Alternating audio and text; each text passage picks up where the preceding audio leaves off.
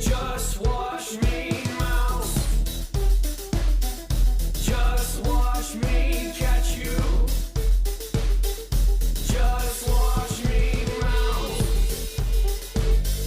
Just watch me catch you, catch you, catch you. All I wanna do is impress you with my mouse trap. All I wanna do is convince you with my cheese.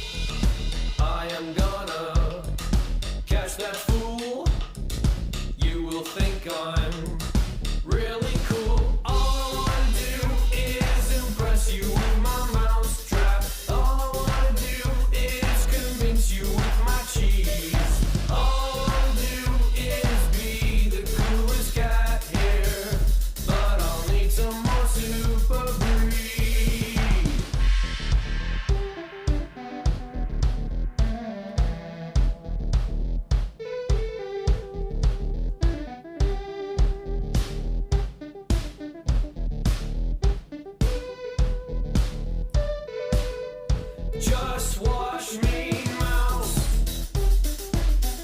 Just watch me catch you.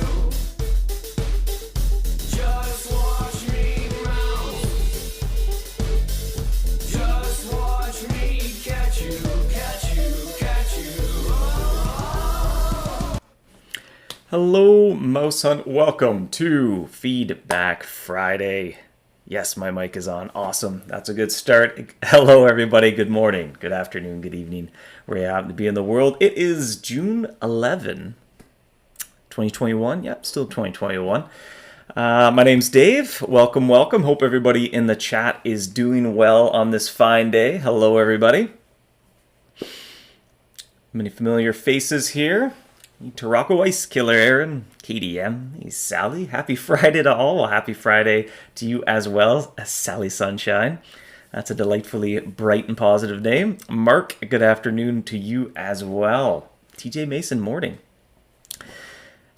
Mites, hello, says hello all musketeers, cheese purveyors, trap technicians, charm collectors, and curators, and fellow mouse hunters alike. I like it. That's a mouthful. Congrats on the Leprechaun Day. Well, thank you very much. It only took me 13 years and 12 tries, but hey, I got there. I got a Leprechaun, so patience pays off. I didn't have my patience charms armed, but you know, definitely patience pays off. But thank you very much. But hello, everybody. And today, now I thought that's a good segue into the, today's feedback topic, being the King's Giveaway. And I am no longer on camera. What's going on here? Uh-oh.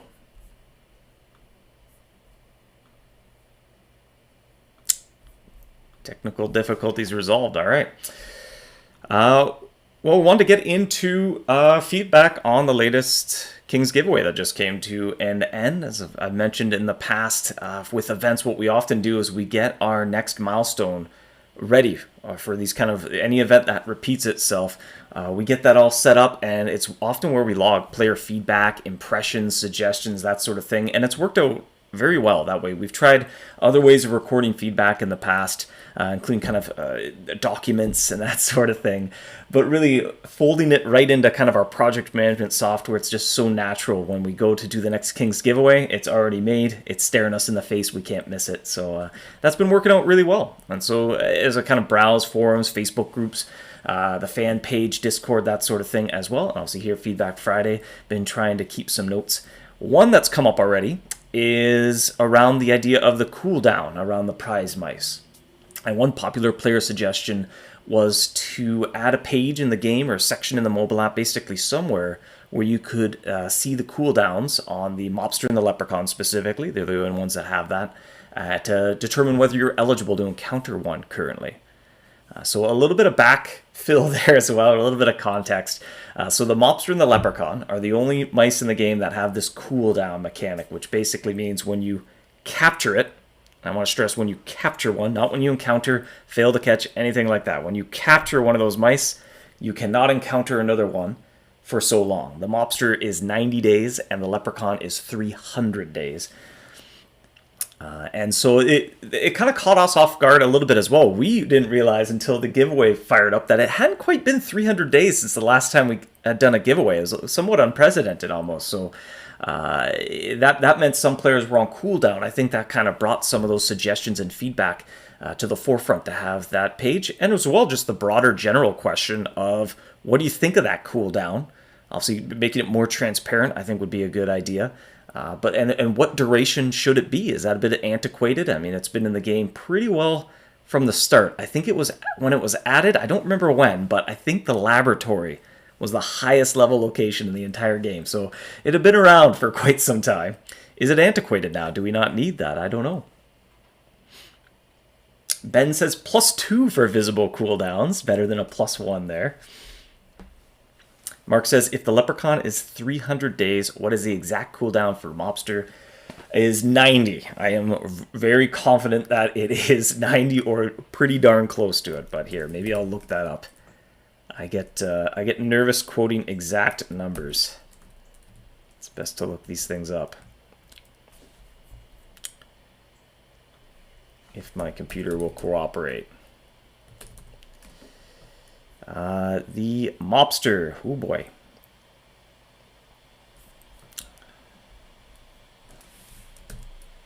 No, it's 120, unless this math is wrong here. Because it's defined in seconds. That doesn't exactly help, does it? That's a lot of seconds. It's that many minutes. It's that many hours. Divide that by 24. It's actually 120. Good thing I double checked. All the more reason why it's a great suggestion to put it somewhere, some spot in the game where you can look at those directly. 120. Thank you. Michelle was quick to correct me as well. It's 120 days. Part of the pressure of live stream, we're trying to kind of both look at the chat, kind of manage what's going on here while also looking something up. I am bound to say something that is incorrect, so please forgive me for the few times that I will no doubt say something that is incorrect, but by all means, if someone points it out, I will be quick to correct it, but it's not the best median. It's kind of rapid fire, sometimes shooting from the hip, answering things. I'm going to get stuff wrong. Ice Killer says the cooldown would be nice to see since no one can remember the time. Yeah, that's a good point as well. It's hard to kind of track down when you last captured one as well. So that would be a good spot. You can just quickly see, are you eligible or not? How much time is remaining on your cooldown? KDM says maybe allow us to know if we are on Prize Mice cooldown. Couldn't attract the Leppy at all this year. Not sure whether I'm cooldown or just plain DHU.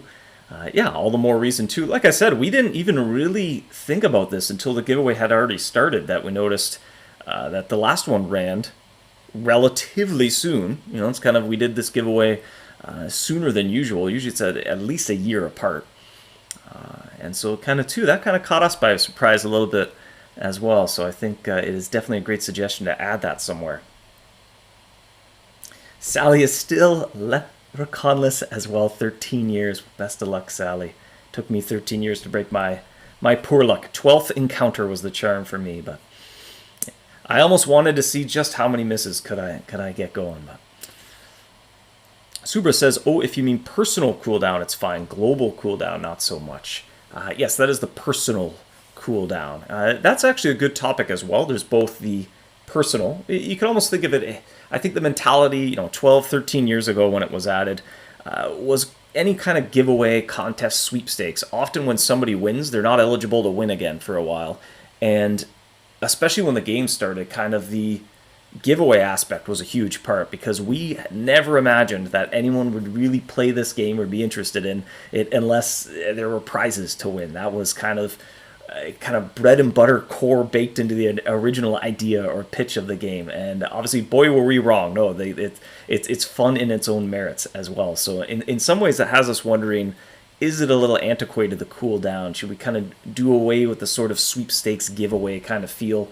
Is that just kind of, after 13 years, not really part of the identity of the game anymore? A little open-ended. Ryan, cooldown didn't make sense only because you couldn't get it if you caught it in the previous giveaway, which didn't quite make sense. Gave us false hope, maybe make giveaways more spaced out.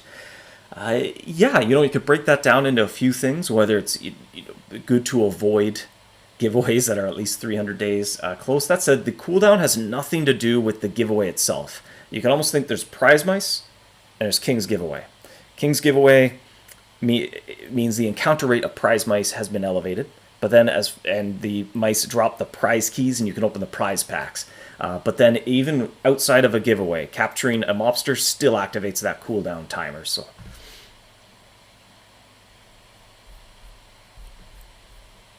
Hugh, you caught a leprechaun in both events this year, so not sure about that cooldown. Well, it wasn't quite 300, so it was pretty darn close to it. So I think at the start, which kind of made things even a little bit more awkward, right? At the start, if you captured a leprechaun toward the end of the last one, the cooldown would still be active, but then you kind of had a shot at the end. So again, kind of further evidence to put that somewhere in the game. If we keep that, do we lower those cooldowns? Is 300 days too long? Is that too restrictive?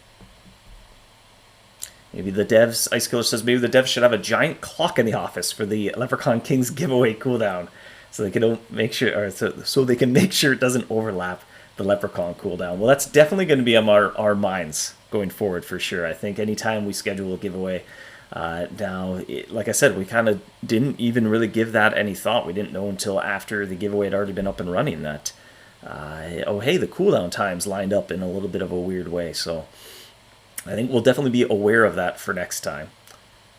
Maybe an argument to lower that 300 days slightly, just in case we run one, within a year. 300 is pretty close to a year there, so.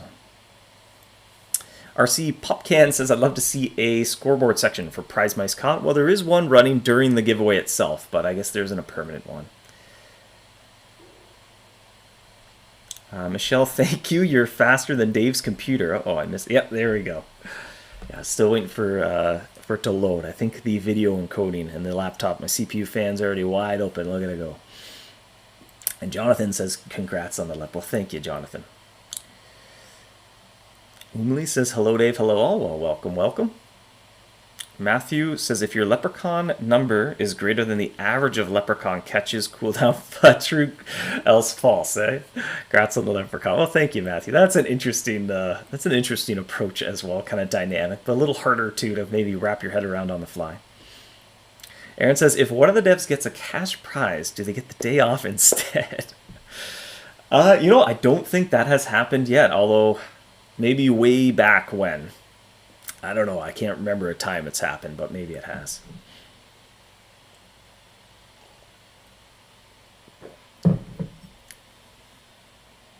Numsy says, Sky Palace progress. Well, we'll get into that in a little bit, maybe. Try to wrap up giveaway feedback. Mark says, thanks for the Mobby cooldown wiki updated. All right. Thank you for keeping the wiki up to date. But yeah, I could envision this spot, a page in the game somewhere, maybe within the King's Giveaway interface, or actually it probably needs to be at all times, right? Because prize mice are always on the loose, where you could maybe see how much time you left on your cooldown the last time you captured a mouse. There's some old pages there, kind of way back in the day when every mouse you had to claim the prize, and you can kind of see all the prize mouse catches. But certainly during giving away the treasure, kind of pushes less common prize mice right off the page. So Jonathan says, I had just around 1 day off cooldown, attracted the leprechaun twice somehow in that time, missed both times. Whew. And we have 2 Jonathans. Says, congrats on your leprechaun. Jealous of you who caught one, as you had 3 misses this event. I think I had 1 miss, 1 capture, so it took 12. Patience pays off. At this rate, I thought I was going to see if I could make it to year 20 without getting one. See how many catches I could rack up. I didn't believe it would happen. Lang says, possibility of the super extreme ultimate salt charm. Hey, I'm always open for Living Garden suggestions, especially in the sand crypts. I don't like switching my charm. It's too active for me. I'm a widget hunter to the max sometimes. Speaking of which, I think I can sound my horn. I'm in the cursed city. I've got no shortage of safeguard charms because, yep, I do not like switching my charm. Darkstar says the mini prize pack seemed pretty underwhelming. Probably got 4 or 5 times more regal charms from daily gifts and the gift of the day base. Yeah, they're in a tricky spot. I mean, we changed the name, but I think because they come after the main prize packs, it kind of feels like that's above and beyond. But the alternative was, exploring maybe you can only get 10 keys and then they stop dropping, but that also kind of felt weird. So, I mean, open to suggestions. I mean, maybe the mice could just you get a King's Credit bonus drops once you've opened up all the packs or something like that, just to kind of reinforce, tie things back into the main loop. Yeah, open to suggestion. Yeah, it's tough because the mini are obviously not supposed to kind of be the main focus, the main packs are, but I think the first time we did it, we called them bonus prize packs, and that kind of even doubled down on some perceptions, made them feel a little more underwhelming, especially before you open one. You'd be thinking like, oh, the bonus ones are bonus, they gotta be great. The timer can be in your account information. That's an interesting spot for it, actually, says Darkstar. I like that.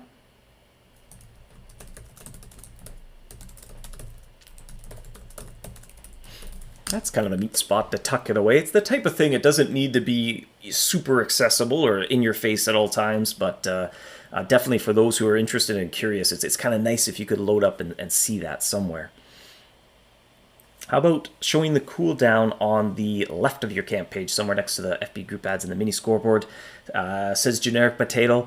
I think during the giveaway that might be good, but then I think we could put it right in the King's Giveaway interface during the times where you're more likely to encounter the prize mice. But open to kind of suggestion there. But if it's there at all times, it almost makes them feel a little more important than they are. Maybe a little bit too at the forefront for something where the odds of encountering one is fewer than 1 in 1,000, I think. So it doesn't really happen very often.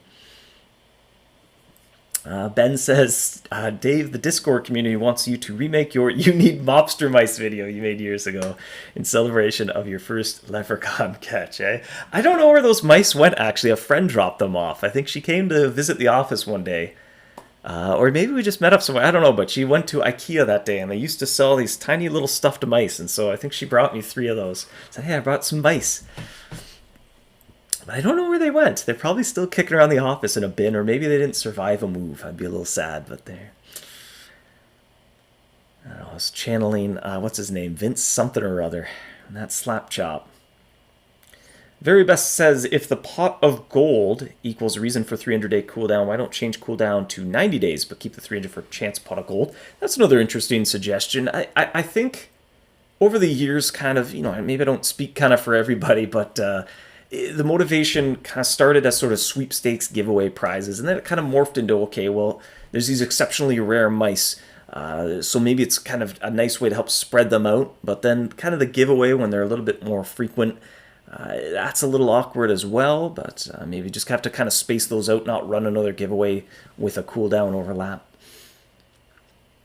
But I don't know. I'd be interested to hear what hunters have to say, whether it's more about kind of the sort of ability to win a cash prize, because even a few years ago we toned that down so that we could give away more leprechauns. Actually, that might be a poignant way of phrasing it, giving away the leprechauns more than the kind of the cash prizes associated.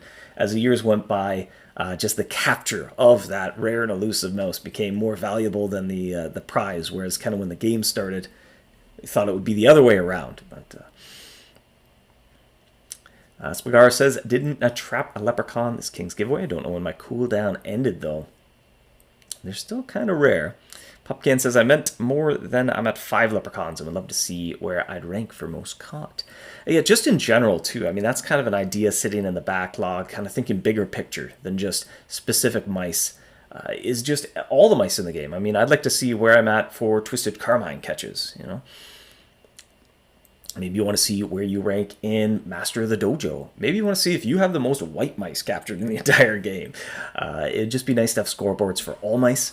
So we're kind of thinking a little bigger picture there, but it's still something kind of in the idea bank, in the backlog. Not quite sure when we'll be able to explore it. Millie says, hi Dave, I have a suggestion for 2 years that I've been thinking about. It was the first time that I shared. I think it's an international train can create the Rift Trains River Cheese, etc. Well, we have a little bit of a train already, but I feel like just the inspiration, the story and narrative is often a great launching point for inspiration for an area. Snowy says, I missed 8 leprechauns in 12 years playing. I'll stick with it. Mudkip fan says, let's put Dave on the spot to do a live edition 2021 remake of You Need Mobster Mice. Uh-oh. I don't think I've had enough coffee for that. I think that was definitely a coffee-fueled video. You need white mice? No. You need brown mice? No. You need mobster mice. No, see, I don't know. It's tough. It's tough to do it on the spot. It's got to just be absolutely just manic enthusiasm. Dan says, hi Dave, thanks, or congrats on the left. Well, thank you. Tarako says, I vote just King's credit drops, then you can buy the other things you want with them. Yeah? A little more autonomy as well. Spar says, why not just in the Leprechaun page itself? We've even been having kind of trouble with, I mean, it's been years now, the kind of global catches, just adding up how many mice are caught in the game. So, we've been kind of chugging away on a lot of behind-the-scenes stuff. Just as you can imagine, after 13 years, a couple iterations, and even kind of the starting point of not knowing the game would run for as long as it does. There's definitely some things that kind of need some elbow grease. To make maybe a car metaphor, I gotta take out the engine, rebuild it, and put it back in the car. But it's really tough when you need to keep driving the car. It's tough to swap out the engine, so it gets a little bit tricky there. But definitely a lot of behind-the-scenes work to do for sure. Tara says, do you ever think MH will get involved in doing some NFT in the near future? I can't imagine so, but who knows? Salim says, if you put the timer on each mouse profile, it's an interesting spot for it as well. Kind of just the mobster and the leprechaun. So when you go and check them out, that's a nice little spot to tuck them away.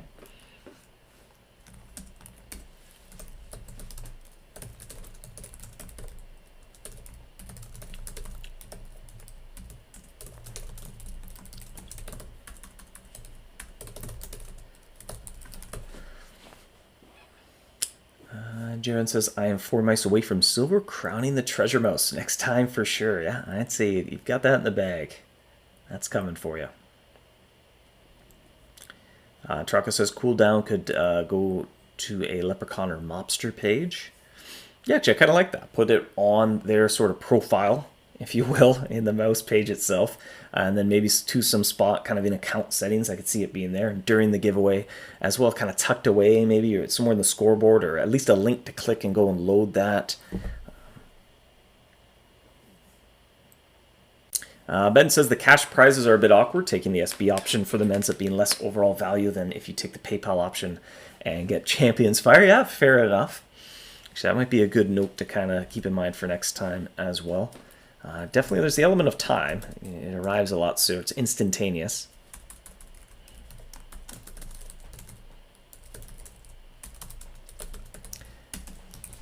Definitely as the years have gone by, there's a lot more kind of things and a lot more resources to manage than Super Brie and just your cheese. And Johnson says the awkward thing was that if you got a Leprechaun early last year, you're off cooldown. Yeah, exactly. So, like I said, we didn't even kind of realize that until after it was live. So that's definitely going to be on the radar for future giveaways, is kind of what's the cooldown set to. It's been the same for the last 5 years, but kind of look at the cooldown. When did we last run a giveaway, and is that going to have an effect? Maybe lowering the cooldown a little bit if we're going to run them more often, or kind of keep it where it's at and run them. Make sure at least 300 days has passed. Or when you catch the Leprechaun, add an info in the description below to inform when the cooldown ends. That might be a good spot as well, just to kind of make it more transparent, so kind of somebody coming in doesn't have that piece of information, knows that the cooldown is a thing, but then afterwards having a spot to kind of look it up, because definitely 300 days is a long time. It's few and far between. It's a pretty rare occurrence that you catch one.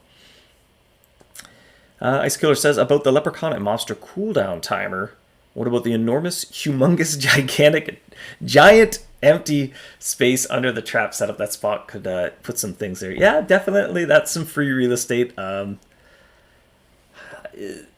That one's a little bit tricky, maybe, to devote purely to that, because it's some prime real estate right there for something that doesn't happen too often. But potentially during the actual giveaway, something that's contextual to the events that's going on. We've been kind of kicking around ideas of how best to use that space.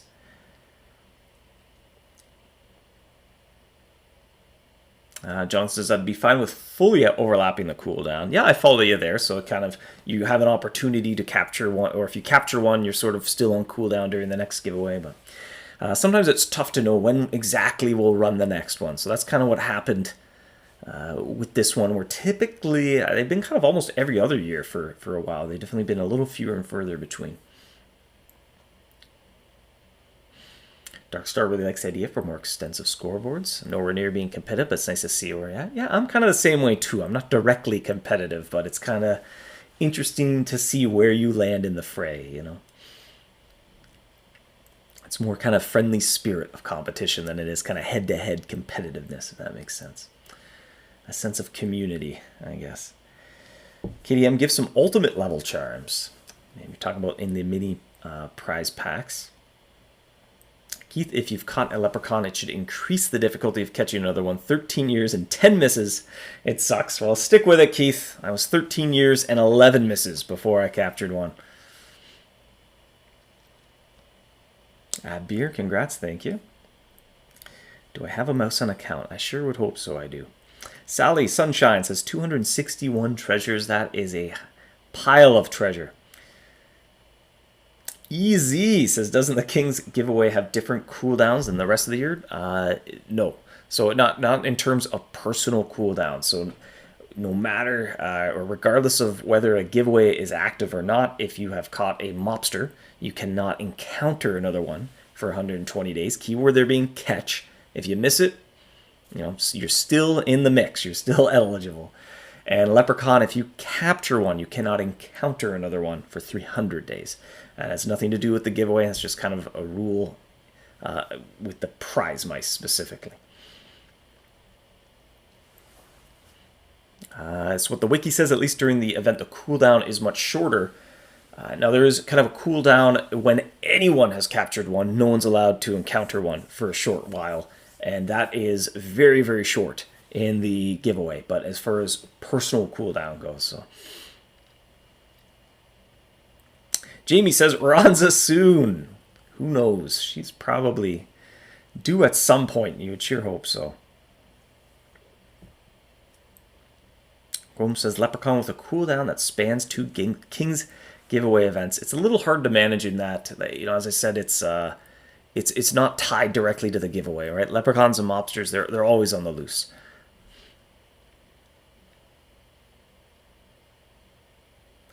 Very best says, if you put mini events like the King's giveaway on a regular timeline, the problem of overlapping cooldowns is solved itself. Sometimes it's kind of tough to really nail that down for sure. Sometimes either priorities change, emergencies come up, other things are going on, and we're just not quite sort of at the size where we can, with absolute certainty, know when the next King's giveaway is going to happen. Mudkip says, hey Dave, can we get a Regal skin in one of those 10 boxes? Next year, maybe skin pattern to spend. Yeah, potentially. It's tough in that with skins, for a lot of people, they just need one of them. So then, every year you don't want to get the same skin over and over again. So if anything, it being tied into King's credits, I think it might be a better fit instead of introducing a new scrap that's just for the giveaway. Add skins that cost King's credits, and because the King's giveaway is a time when you can really start to get King's credits flowing.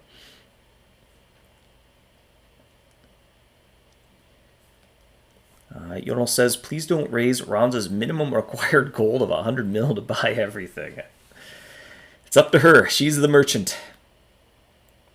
Matthew says, off topic, sorry, is there any chance that you have saved trap setups for Bristlewood's Rift like floating islands? My friend is new to the area and I have to constantly remind her of the right cheese for each zone, eh? Yeah, I mean, that's been a topic of discussion. It's a big project to kind of expand that trap library to more spots in the game, and kind of one big kind of thing we're trying to wrap our head around, especially, is when you do upgrade your trap, depending on how that library is set up, and it has to be a helper tool, but it almost can't be too feature rich. Because imagine you have your School of Sharks saved, and if it was pretty specific how the library was set up, and now you get a better hydro trap one day, you have to go through and update all these presets, or there has to be some sort of like convenience tool to like tag things, and it gets pretty complicated advanced interface. So I think it has to be kind of a light touch to help you out. And even just looking at the root of the issue of hey, if it's tough to remember which cheese to use in which chamber, then maybe there should be better feedback in the HUD, like the right cheese should glow on the HUD, or there should be tool tips, or kind of the artwork of the HUD should incorporate a little bit of that cheese as kind of a little bit of feedback to help remember. Color coding, like the cheese is the same color as the chamber that it works best in. Kind of taking a step back, thinking more abstract, more open-ended of, rather than kind of applying sort of a band-aid or some big feature to fix something. Well, is there an underlying issue there? Is there, instead of trying to repair it by adding more, can we just kind of make what's there better and avoid it being a problem to begin with?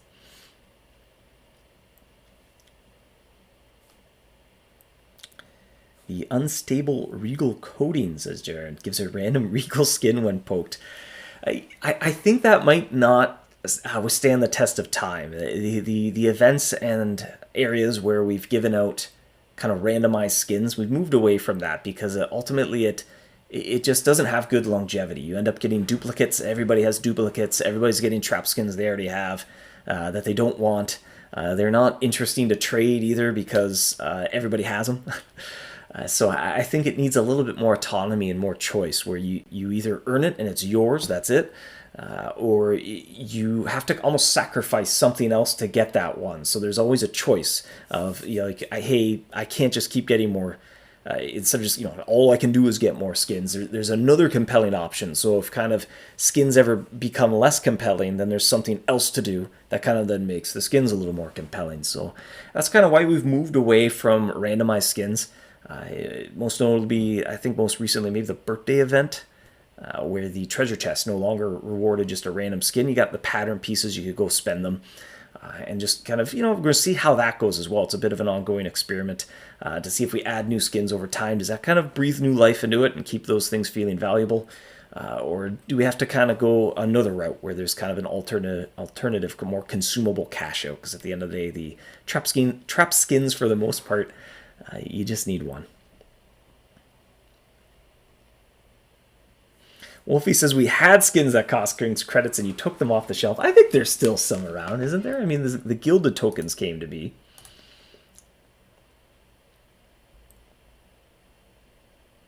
You got me going to the King's cart.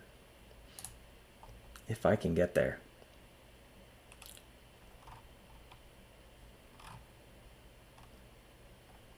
King Chromo skin, one of my favorites. I think I use that whenever I bust out the Chrome Monster bot. The Lynx Sphinx, or Lion Sphinx of Life skin. Oh, Lynx Sphinx does sound fun too. The Manticore skin, Regal School of Sharks skin. I like that one. It was one of my favorites. The Lavish Infinite Labyrinth. And the Regal Temporal Turbine as well. I like that one as well. That's one I use quite a bit.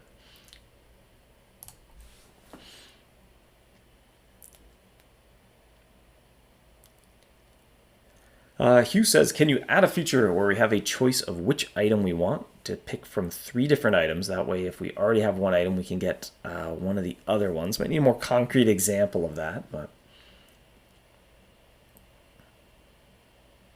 Trevor says, have it set up by power type, so you can easily select your generic power type by set up for each power type.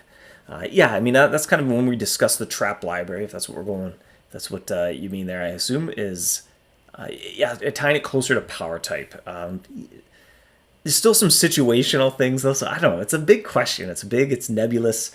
It always feels like there's a few kind of frayed loose ends at it. So even kind of just taking a step back of, you know, what's the problem we're looking to solve, and is that the best way to solve it? Does it just take too long to change your trap setup? How else can we approach that?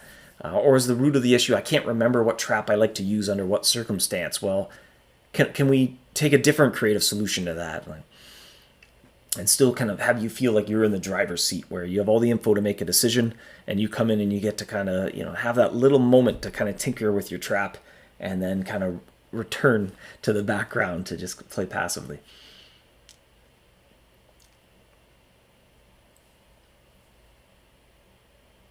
Wolfie says, yes, and you max at 1, whereas before you could buy as many as you wanted. Well, why would you need more than one trap skin for the same trap? I think some of the inspiration there was kind of frequent requests of like, oops, I bought a duplicate that I don't want, can I have a refund? And so there's not usually a compelling reason, unless it's tradable or if it's kind of intensely hard to acquire, why you would need duplicates, especially the things that are kind of accessible in the shop like that.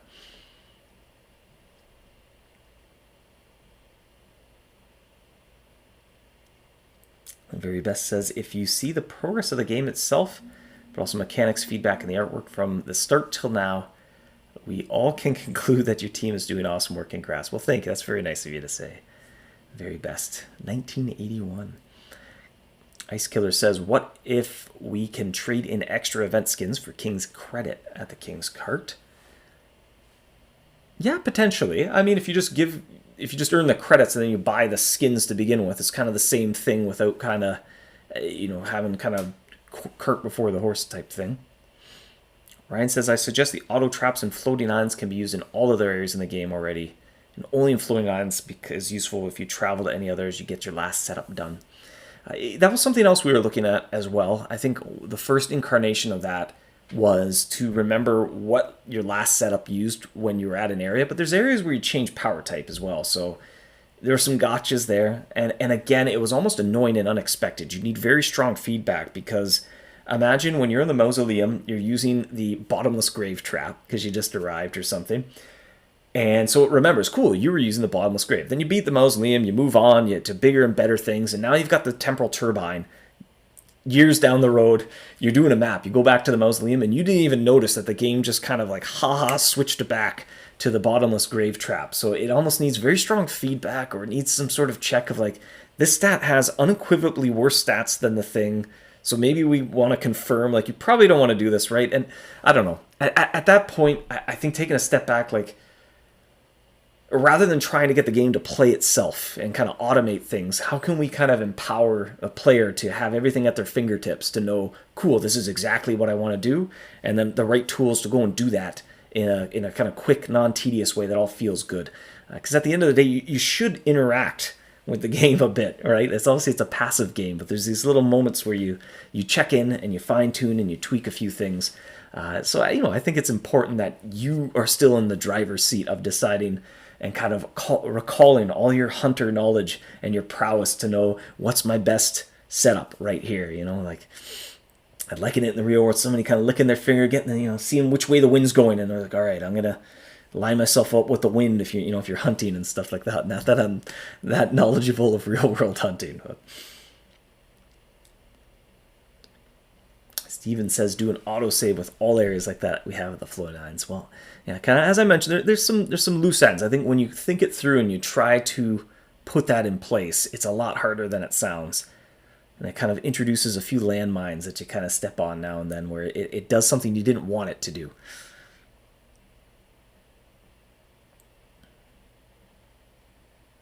Angie says, can public treasure map lists be filterable, searchable, etc.? Exclude full maps, all the good stuff. Yeah, for sure. Actually, it's good to kind of hear questions about that as well, because that's kind of one, temperature check we're doing. We sort of put it out almost not as a beta feature, but sort of MVP as a functional, whereas beta could be broken, but sort of as just the minimum version of that thing, and kind of see just how much use is it getting, how interested are players in it, how often do we get feature requests to make it better to gauge, how much more time do we put into kind of fleshing that out even more. There's definitely kind of some time commitments and some challenges to kind of get that working in a way that works well, scales well. If there's thousands of people all using it, to make sure it still loads reliably and you can get done what you're looking to get done out of it.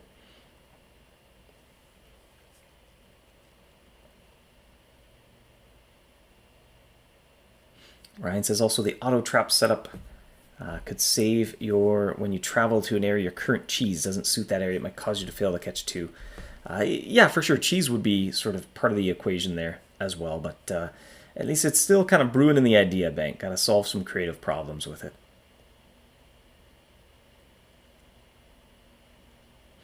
Yaro Yo says, "Can we talk about the Sky Palace now?" Yeah, absolutely. Any sort of questions? It's coming along rather well. Just this week, we kind of officially got the alpha build of it up and running. So we're kind of playing through it, testing it. Been compiling a lot of kind of feedback, bug reports, that sort of thing. So it's coming along. Joey says, "Can you fix the maps for the Living Garden complex on the mobile app? Although you are in the curse side of the game, it shows you're on the clear when you click the map, or vice versa."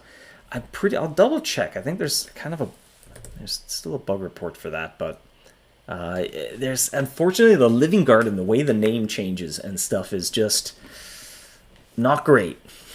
So it's easier said than done.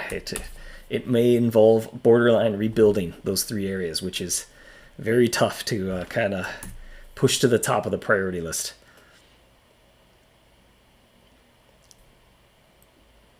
Wingfrill says, "When we review map requests, can we have a way to easily link to a hunter's profile? Am I missing something obvious?" Off the top of my head, I don't know. I don't think I have any map requests right now to actually check. But certainly, anywhere you see a name, it would be good to make it clickable so you could easily get to a profile.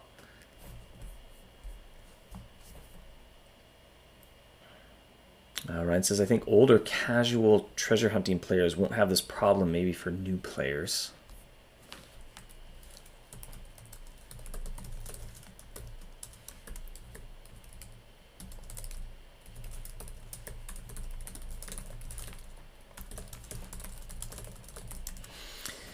Darkstar says, "Automatic trap changing is absolutely against the spirit of the game, but the community user script makes the trap library extremely convenient." That might be kind of an important sentiment as well. Like at some point, you are in charge. You're the hunter. You're the master of capturing mice, and so kind of thinking outside the box more. Kind of what's the problem that's trying to solve, and I think maybe there's sort of lower level issues that kind of would solve other problems other than just kind of changing trap. Like, is it tedious to change too many things in a row? Is it too difficult to remember what to use when? Because even if you have a saved setup and it swaps your setup on you, but there's a new trap that's better in that situation, now it's almost as though it's playing against you a little bit, right? So it'd be better to kind of incorporate that feedback more kind of cohesively into the area as a whole to let you know what's going on, but you still make the decision because you are the one playing the game. The game is not playing you. Chrome says, "Would there be any dev feedback conclusion to the audience census?" Yeah, we'll see. Kind of see what sort of results we get, but it'll definitely be interesting. And he says, "Thank you for the mobster, by the way." Well, you can thank your own good luck. Swift says, "How does it work with different power type vaults in the Sky Palace?" Yeah, so the narrative is that it is almost at the edge of the atmosphere. It is beyond high altitude, and the Empyrean Empire is where they're hiding all their troves of treasure up there to no doubt plot the demise of the entire kingdom with that stockpile of resources and wealth. So, hey, it's up to the good hunters of Narnia to go and raid those palaces and steal from the would-be bad doers. And so the power type vaults are very much like an island in the way that there's a low altitude island and a high altitude island. A treasure vault is kind of similar to an island, just thematically different, but you still have all the same modifiers. Or the modifiers work in the same way, but there's actually new modifiers to find in the Sky Palace itself. And so we're still just kind of fine-tuning. There's kind of, like I said, we're testing the first version of it. So if everything kind of holds up, we'll probably stick with what we got. But if something doesn't quite feel right, there's a few kind of alternative ideas or contingency plans chilling out. But at the moment, there are some familiar modifiers. There's pirates up there. There's loot caches up there. And there's some new modifiers as well. There's charm modifiers to restock your supply of powerful charms. There is a modifier that combines ore and glass into a single modifier. And so if you line up 4 of those, it's almost as though you're doing ore and glass at the exact same time on a completely maxed out island. And last but not least, there is a little fragment of the jewels as well, but that's one we're kind of playing around with a little bit, subject to play testing for sure. We can kind of collect little fragments of a jewel to then assemble into a whole one.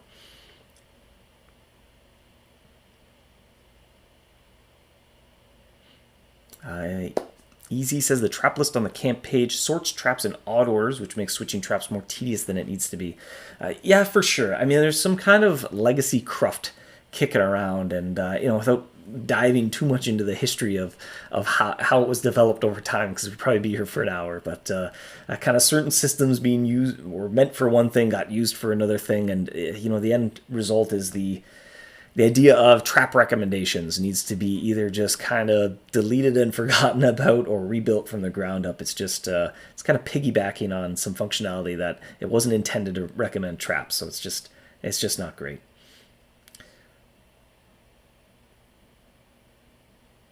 Is it my internet or Dave's? His voice is clear, but his image is choppy. I'm going to venture a guess that it's my computer more than it's my internet. I bet you it can't keep up. Am I dropping frames? Oh, I'm dropping big time frames, yeah. I am going to upgrade my computer, though. It's lasted just over 3 years, which maybe isn't quite as long as I like a computer to last, but my current working theory is maybe, back when we did commute to work, using it on the train day in and day out. I'd usually start my work day, especially in Canadian winters. You may as well call it salt season. There's just salt, especially you can imagine on a train platform. They're liberal with the salt. They do not want ice on a train platform. So I wonder if a lot of the dust in the air and the salt, maybe kind of the CPU fans sucking that in kind of corroded something, because my computer has good days and bad days, and I think it's having more bad days than good days. It's on its way out. But yeah, I am dropping frames like crazy, so that's not good. That would definitely be on my end. Thomas says, for mobile, can you make clicking teammates from the team page go to their profile? It currently only pops up the location and online status. That's interesting.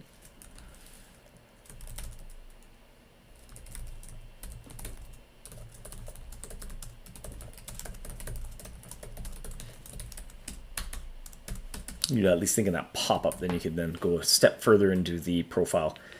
There's some challenges with the mobile app. Unfortunately, it's not too easy to sort of get the history of where you were sometimes when you navigate. And so sometimes there's a little pop-up to sort of avoid the context shift, and then you won't be able to go back to where you were. It's unfortunate. How many new mice will there be? Oh boy, I'm going to say a wrong number if I try to do it off the top of my head. There's a few. Let's see if I can look that up in some way that won't be a complete lie. It'll be a complete fabrication of misinformation. Whilst taxing my computer to the max. Ooh, it doesn't want to load this. Am I looking at the right thing here? No, I don't think I am. Guard. I'm horrible at spelling guard. There's 1 new mouse for each power type. I believe there are 4 new mice that are tied to modifiers, similar to how you would encounter Cloudbeard and Richard. I'm doing this from memory, so this might be a surprise. to all when it comes out. There's a new final antagonist of the whole area. That was one thing that kind of felt missing from the original Floating Islands as well. There were the 8 Paragons, but it's just not quite that moment of closure that you get from kind of the one final showdown against the final big nemesis. So there's one added in that light, in that spirit.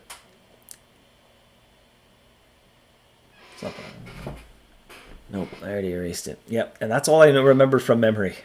The rest can be a surprise. Swift says, are the new mice specific to power types, or are they general, like sky pirates? So a little bit of everything. There is a new pirate. Right now her name is Peggy. And she'll be encountered in a similar way to Cloudbeard, but a little harder to encounter.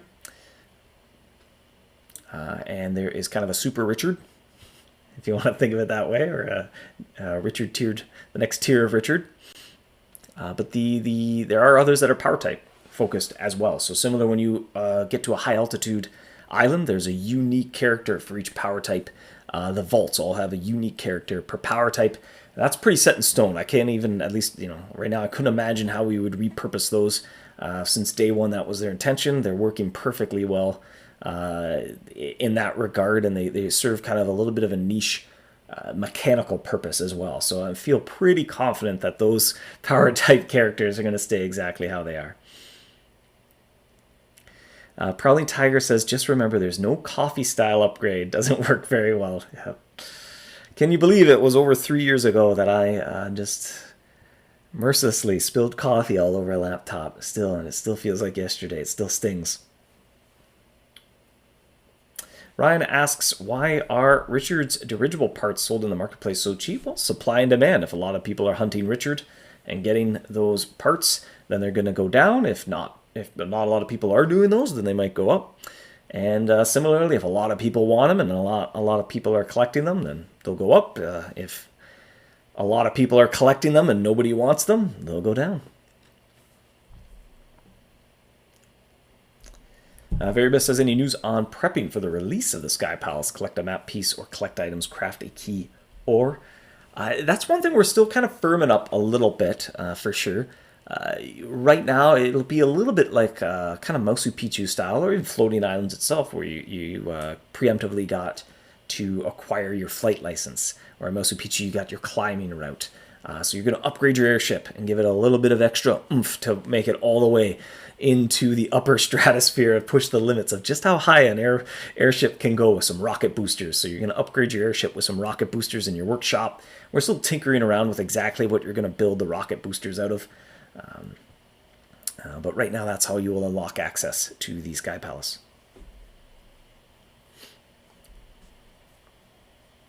Trevor says, how about having players being able to access a vault that removes them from the selection process, similar to how you designate items as vintage, so they go into that section, don't show up elsewhere. Well, how about having players being able to have a vault? Okay, as a general, sorry, the word vault threw me off there a little bit. Yeah, even as a larger, again, kind of like to take a step back and always think about, not so much think about solutions, but the problems they're trying to solve. And often that kind of starts a nice discussion. So kind of tucking those things away, it tells me just inventory management as a whole is a little bit cumbersome. And so rather trying to kind of make better what's there, maybe it does need to kind of go back to the drawing board a little bit. And that's definitely kind of been hanging around as a problem that needs solving. Is as the game goes on, you get more and more items, inventory management becomes more and more difficult. Can the charm on mobile be like the trap, some filter for it? Yeah, absolutely good idea. That as well as kind of chilling out in the idea bank. But there are over 200 items in there. So even if we somehow were able to do a couple a week, we have our work cut out for us. But part of the great thing about kind of reading Discord, Facebook groups, fan page, forums, Feedback Fridays, kind of seeing how often. It's a nice little temperature check to kind of see what vocal feedback is going on, to give us at least a starting point to help whittle down that backlog, or see, what do we move down on the list, what do we move up.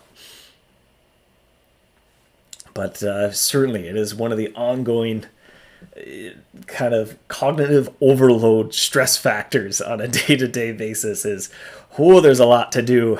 What do we do first, and how do we get it all done. I think you have to accept the fact we'll never get it all done, but at least trying to resolve what do we do first. The Bronto says, no big deals, Dave. My internet was kind of choppy for a few days, but cleared up yesterday. It was totally possible that's on your end, which is why I asked. No, definitely, I'm having some issue. My laptop is not exactly a great choice of video encoder, so I have dropped 18,000 frames. That is a lot. That is 17.5% of frames have been dropped. That is horrible. That's a 1 in 5 chance. Only says, do I hear Dave's fan? You certainly do. Despite the fact I have an external mic. That's how just loudly blasting that fan is going. But like I said, I think this laptop is going to be retired. I think its day has come. And I'm going to have an upgrade with a better processor, and I'm hoping that'll help me out. Michelle says 14, I think, Dave. Now I've completely lost context. Ice Killer says, speaking of Ronza, can you unlock the 99 limit on Rockforth cheese? The limit is kind of outdated and unnecessary. Yeah, actually, I'll jot that down as well. It is a little weird.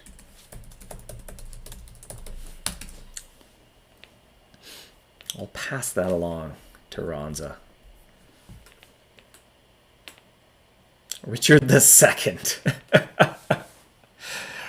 Dallas, I gotta write down that joke. I somehow don't think the next tier Richard will be Richard the Second, but it puts a smile on my face reading that, so I gotta jot that down.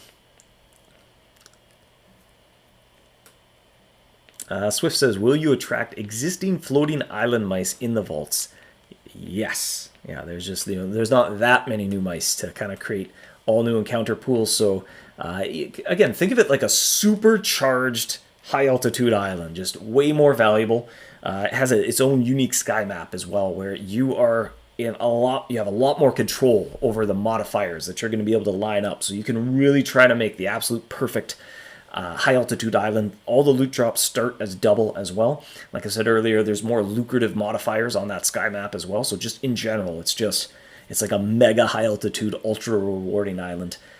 That might be kind of good as well to gauge initial impressions and feedback as we're playtesting. Is that version of the sky map?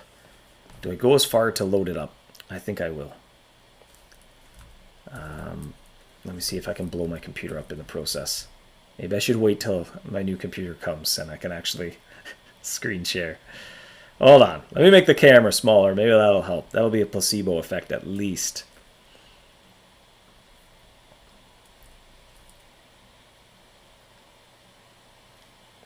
All right, let me prep this a little bit.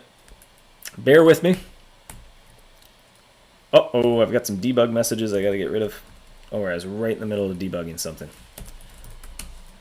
This is not in a good demo state. This was... Whew. This is causing some ache in the computer, though. Oh, it's 55 minutes. We barely have time for this anyway. All right, but this will be handy as well. This will be kind of good to get players' initial impressions, feedback, because we're molding it. We're alpha testing.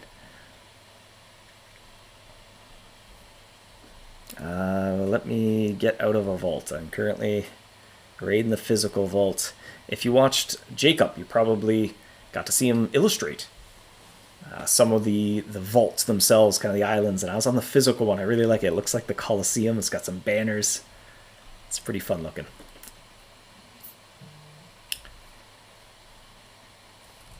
All right, let's see if my computer can handle this.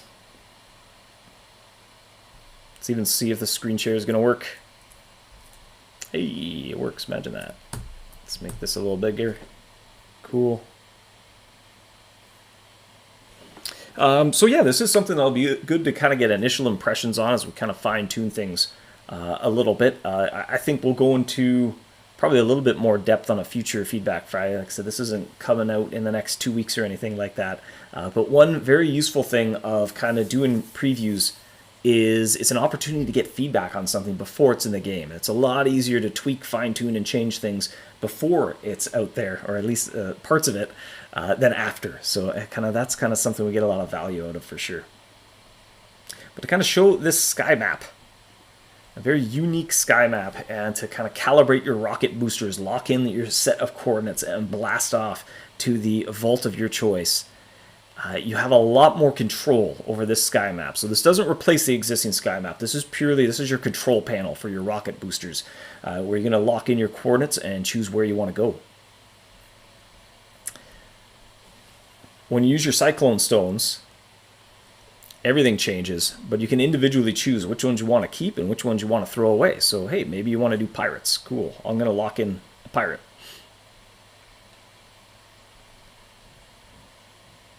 Hey, I got more pirates. Awesome. And a loot cache. I'll take it. And now the last one can be a tricky one to dial in because that's all you got. Hey, that one looks pretty good. So this is a pretty juicy island if you want some Corsair curd.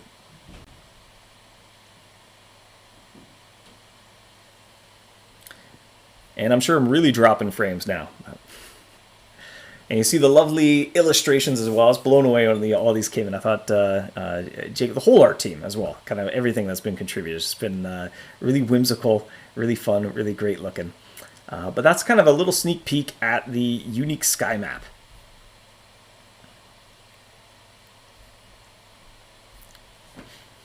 Jackpot, says Swift. Oh man, that reminds me, I haven't got my School of Sharks yet. That's always good for those hydro islands. That reminds me I gotta sound my horn. Slava Shade 777. Yeah, it has a little bit of that vibe to it. Does seem a little much for a HUD. It is pretty darn fancy. Well, 404, is that an error message? I don't know if I saw that. I don't know if I saw a 404. We're still testing though. There's definitely some kinks to work out, fine tune everything, tighten things up. Oh, I got too many windows open. Salim, reroll. Nice. That is a great mechanic. Yeah, a few of the design objectives of the Sky Palace was, one of them to add that sort of conclusion to the storyline, that final nemesis, and kind of face off against the Imperial Empire. And led by the Empress. Another design goal was to add an additional source of jewels, as well as a more varied path to obtaining jewels as well. So obviously it's a big area, lots of long-term goals to chase after, so it can be a little bit repetitive, even though there's that much to it. So by adding an extra layer, we're kind of hoping it's a more varied experience. Each run feels a little bit more different than the one you just did before it, so kind of give it a little bit better replay value. But another goal in kind of the re-rolls was to add an additional use for cyclone stones as well. I think we kind of misgauged just how many or how few hunters would use, as well as cloud curd as well. Kind of give an additional boost to how much cloud curd you can use or what you can have it do for you. Ryan says, "Boy, I like the new animation." Cardboard Shark, as you might know about him, he definitely kind of put a lot of effort into the animations there, as well as Parma. The mobile version's looking pretty slick as well. What's that between jewels and seals? We might get into those details at a later date, but there are a few new resources. But even we're still kind of chewing the fat a little bit, whether we want to kind of simplify things, remove those resources and give the rewards in a different way, but we kind of want to play through it in with all the resources there just for context. But right now, one of them is to kind of craft some charms, and one of them is to craft jewels, but that may be subject to change. We'll see. You're dropping frames on purpose, Dave. Do not show us more details. Yes, I did drop a few thousand frames while I was doing that. My computer is putting its foot down, saying, hey, how dare you encode video while also sharing your screen. I'll have none of that. Sky map looks dope. Was that a Paragon of the Paragon of Shadows? There is a new enemy to defeat when you go into a vault. But we'll leave that for another day. KDM says, is there a limit or can we loot 4 keys? You certainly can get 4 loot caches in a row. You could even get 4 pirates in a row. All those kind of spinning coordinates, they all have the exact same things, and they all have the exact same chances of the thing showing up when you spin. So you can line up 4 of a row. At least right now, unless something in playtesting reveals that is completely unfun or doesn't work for some reason.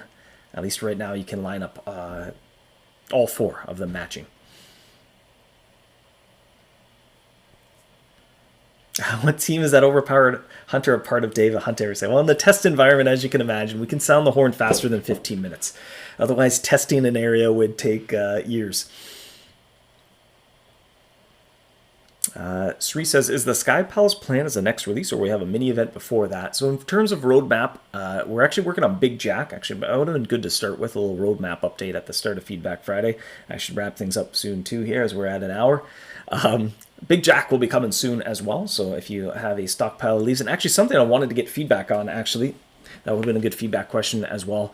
It came up during her last visit. It seemed like a reasonably popular suggestion from players to allow cheese, queso cheese, not the leaves, not the queso, but the cheese itself, the mild, medium, hot, flaming, I don't think wildfire, be able to smash it and turn it back into leaves. And so I think the suggestion or the inspiration for that from players was, hey, Big Jack's here, I have cheese, I don't have leaves, and I really want to trade up my cheese. So the exchange rate isn't exactly great. You just, right now it's one single leaf per cheese, and it pretty well can't be any better than that. Otherwise, if you use magic essence, you get back more leaves than you use to craft a piece of cheese. So, but hopefully, we're still kind of play test that, but put it out there as well to get impressions. But Big Jack's coming, and then the Sky Palace will be hopefully not too far in the distance. There might be something between Big Jack and the Sky Palace to introduce the Sky Palace as well, though. Is the Sky Palace an Archduke area? Yes, so it's right part of the floating islands itself. So in the same way that you have the launch pad, low altitude and high altitude, then the Sky Palace is just another place where you can send your ship to explore. Or I guess travel to in your ship. So you don't have to physically leave the floating islands location as you know it on the travel map, but you can journey to a new, different type of island using your dirigible. Oh, the HUD is gorgeous. Thank you very much. To also pass it along to the whole team. I am not too involved in the visual aesthetic of things. I leave that to much more artistically inclined folks. So I'll pass along the feedback to the art team and the front end devs. They've done a great job of pulling that all together. Then Bomber, I wish the general inbox for notifications also showed the items we sent to friends instead of only showing what we receive. Would make it easier to keep track of trades as a log. Yeah, it's interesting. Actually, it might be kind of, again, reading through the lines instead of trying to piggyback the inbox, maybe a page much like the marketplace history where you can see your supply transfers. Dare say it's almost there. We have an admin tool, so we can, anytime you send supplies, it gets logged, and so an admin can log in and see you sent this to this person, they sent it to you. So I mean, the functionality is definitely there. It's just a matter of putting it together into an interface.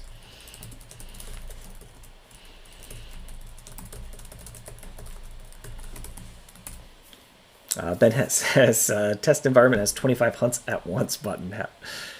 Different modes for different styles of testing. So there's definitely kind of, you say, Monte Carlo testing, or you want to run through something really quickly to see if it matches your calculations on paper. Or sometimes it's easier, rather than working out complex equations, it's like, you know what, I'm just going to simulate this 1,000 times and record the result, and I'll be reasonably confident that that is the average, So those are handy for that type of testing.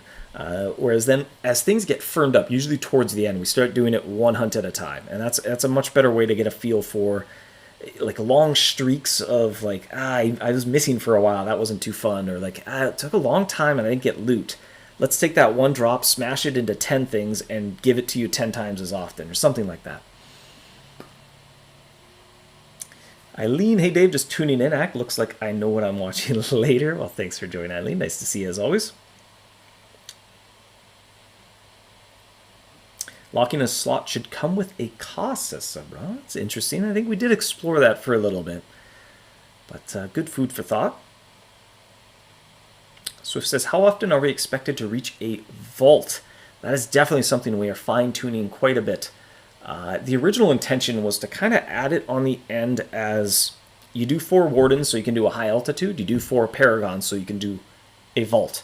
And so that was part of our starting point in terms of inspiration. As we've sort of play tested, we found more creative ways to tie in the Oculus a little bit better as well. So you'll be collecting a resource, a fuel item to power up your rocket boosters. It's consumable because it's fuel. And there's various ways to go and collect that. And sort of higher level Oculus will help you collect that fuel a little bit quicker. So there's kind of, depending on where you're at and kind of what you're up to. It can vary. You might be able to get back there pretty quick, but then eventually it'll kind of slow down a bit. But that's something definitely one of the main things we're going to be trying to dial in, get a really good feel for over the coming weeks. Diamond Knight says, yes, turn it back into leaves.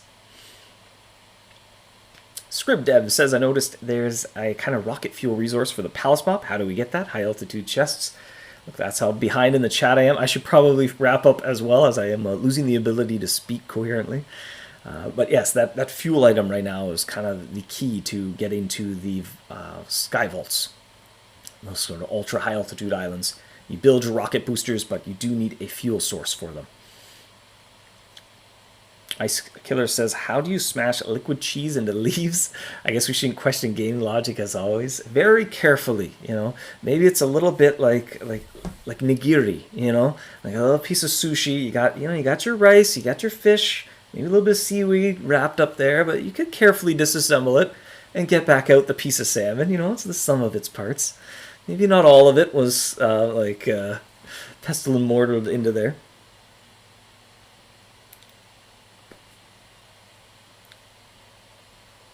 "65 minutes," says Michelle. That is my cue to skidoo, I think. I didn't prep a Larry link. And we fixed Larry links, so that's unforgivable. That will be rectified. We are going to prep a Larry link. I don't know if I have a compelling trivia question off the top of my head. This may be a thank you for watching Larry link.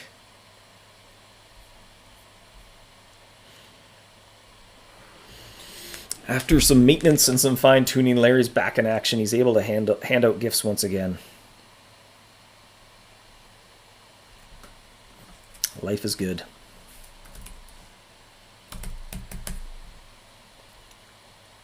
I'm going to kindly request a link from Larry.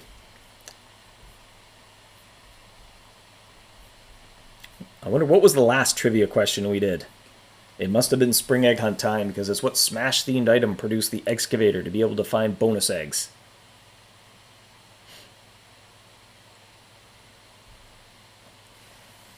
Blast from the past. This is the trivia from maybe 4 weeks ago. Maybe longer than that.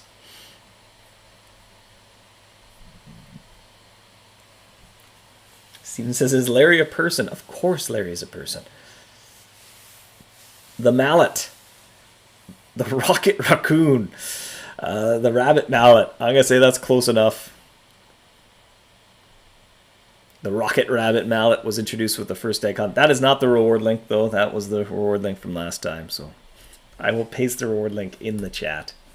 If you're watching this recorded, I think depending on your view, as long as you're not in theater mode or whatever they call it, it will be somewhere. It'll be there or it'll be there. There's a link in the chat. Thank you, Larry. And I'm tempting fate because I didn't even test it, but I'm going to claim that link right now. Does it work? Huzzah. Thank you, Larry. Well, on that note, we are at 1 hour and 15 minutes. It's been a lengthy Feedback Friday. Thank you for joining me, everybody. I wrote down some good notes here. I'm going to put a couple little tidbits of information, tuck those away into the King's Giveaway, the next King's Giveaway milestone. It's a great place where we record a lot of player feedback as well, when we spot it in other mediums as well, Discord, Facebook groups, forums, when we spot kind of some poignant feedback, usually that's where we log it. So I'll be able to update, log away some feedback there for the next King's Giveaway. But I'll see you next time. It'll maybe be, let's take a look at a calendar. There's a holiday coming up at some point, isn't there? It'll likely be Jacob next week, but no promises. You might have me. We'll see. So have a great weekend, evening, morning, afternoon, whatever happens to come next for you. And happy hunting.